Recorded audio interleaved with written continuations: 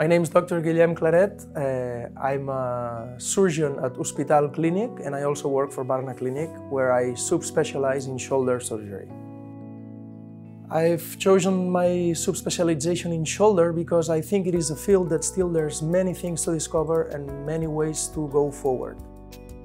Most of shoulder lesions might need surgery eventually when conservative treatment is not an option anymore. So we start with fractures and should be fixed either with a plate or nail, or maybe it should be treated with a total shoulder prosthesis. Then there is the whole field of the rotator cuff and instability of the shoulder that we can treat with arthroscopy, not opening the articulation. And when all of these soft tissues balancing surgery is finished, then we can go into orthopedic treatment with open surgery, with total shoulder replacement, and also for dislocation and instability that might need open surgery.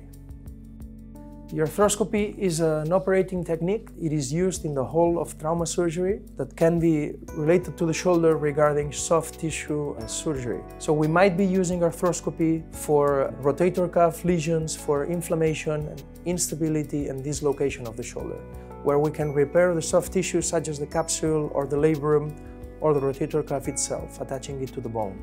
For the patient, it means they have a way better recovery, way faster, and also better cosmetics because there's no affectation on the skin as a big open wound. A total shoulder replacement might be needed when soft tissue surgery with arthroscopy is no longer an option.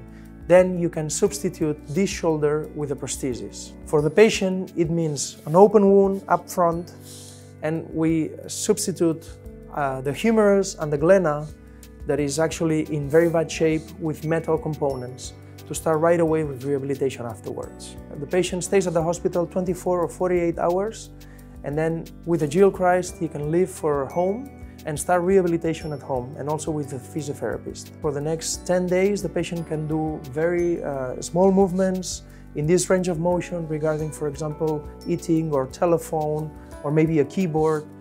And then from there we work on strength, where he's going to be fully doing normal activity 3 months after the surgery. For me, working at Barna Clinic means I can dedicate a very personalized attention, and I can address each problem dedicated to each person.